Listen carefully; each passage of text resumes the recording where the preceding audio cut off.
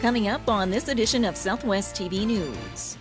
The government of Saskatchewan has announced that municipal revenue sharing is estimated to be more than $271 million for 2016-17. A crowd gathered at Great Plains College for an evening of fundraising, all in support of the Welding program at the Swift Current campus. This picturesque valley on the outskirts of Swift Current appears to be typical ranch land. However, it tells a story dating back thousands of years.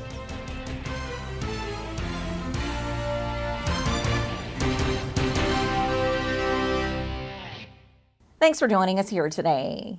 Saskatchewan communities are set to receive record funding through the province's revenue sharing program.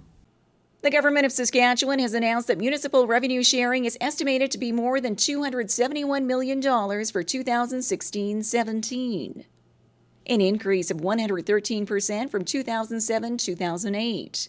The province says that despite the drop in oil prices and its overall effect on the economy, it can still maintain its commitment to the municipalities. Welcome news for communities across the Southwest who rely on this funding year over year to cover the costs of various projects. No, this year then it'll be up to $501,310, which is important. You know, that's a good raise.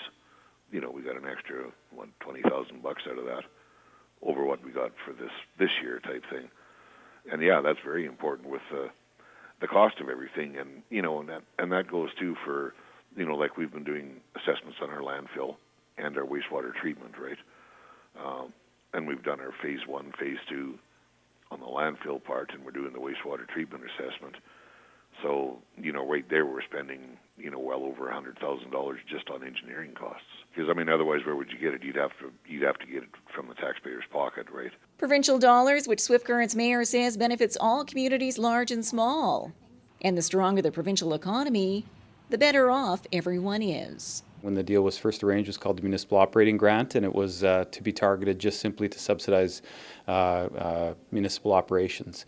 But in our particular case, and one of the reasons why it shifted to be called revenue sharing versus the operating grant is there's no holds on it. You know, some communities that are investing in infrastructure can use those funds to obviously pay interest and debt payments, which maybe they didn't have before. In our particular case, whether it's, you know, you're saying it's for interest and debt or interest payments or cap principal payments on debt, or your operations is kind of one of the same. So it's just allow us to continue to expand and grow our community. A full rundown of the revenue sharing amounts for each Saskatchewan community is available online through the government's website. Saskatchewan is not just a great place to be from. It is a great place to be.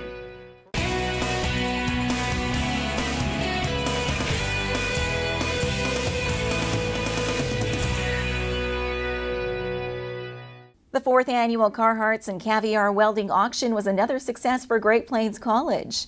We bring you the highlights in this report.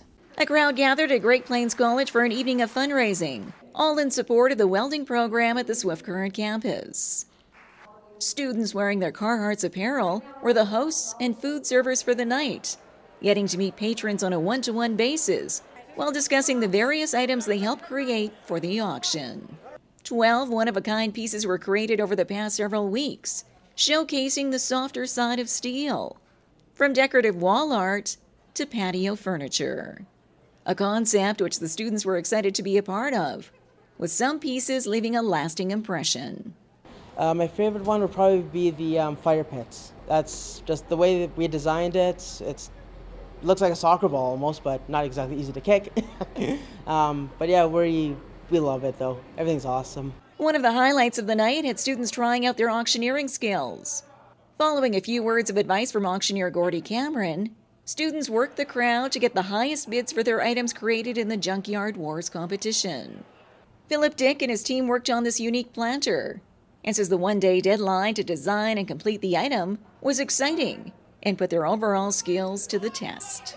It was a shocker. You had to really come up with a project fast and get working on it quick, and can't waste time. Everybody had to put in 100% effort. A fun-filled evening of fundraising which brought together the students and the community for one common goal: raising scholarship dollars for the Welding program. Community support which Great Plains College appreciates year over year. Great Plains College, of course, is a part of the community, and we want to benefit the community in the ways that we can, and we're incredibly grateful for the support that we've received on this occasion and on other occasions as well. A final tally for the Carhartts and Caviar showcase and auction is yet to be released. However, as of production time, the live auction portion of the evening had raised over $10,000.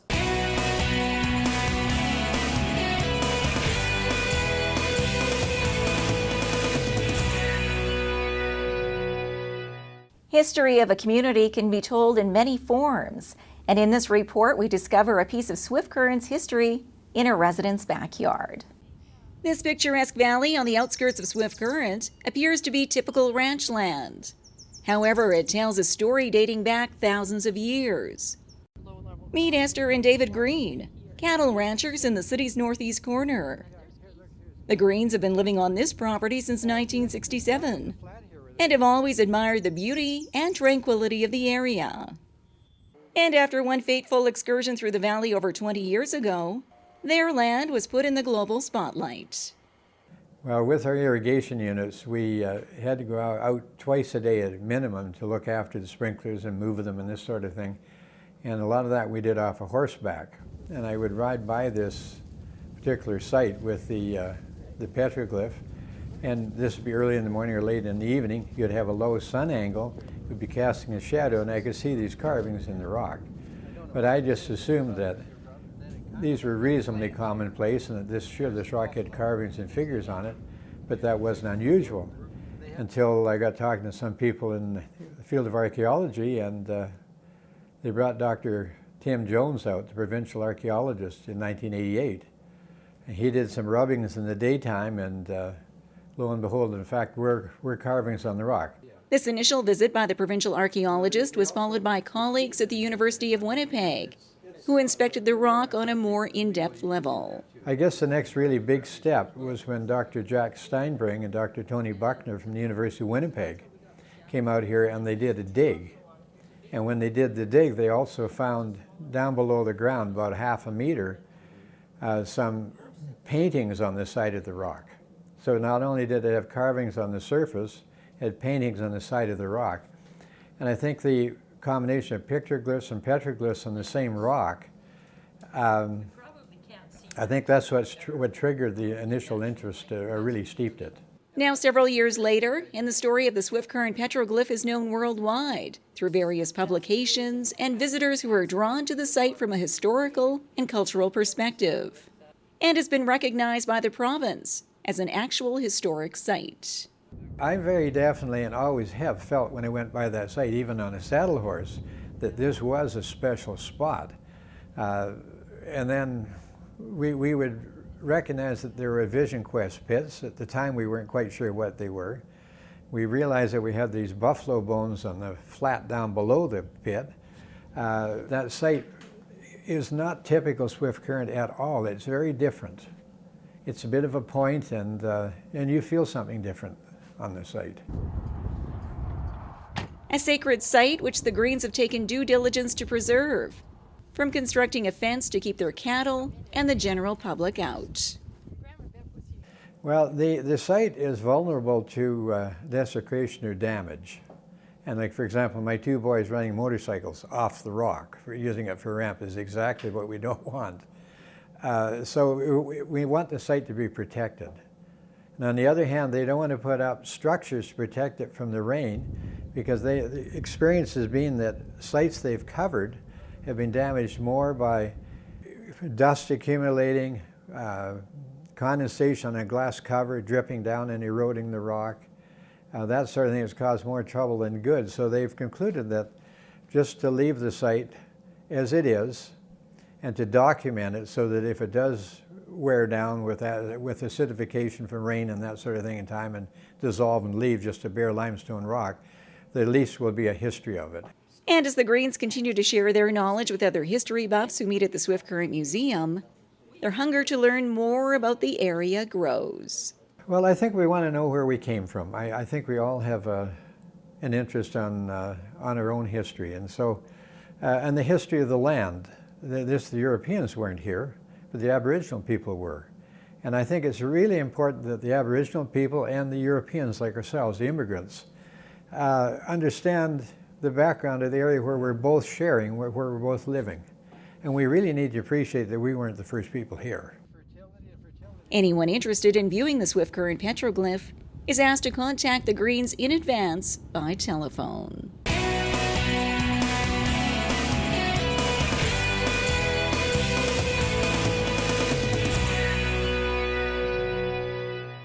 Well, this brings to a close another episode of Southwest TV News, reporting the stories that matter to you.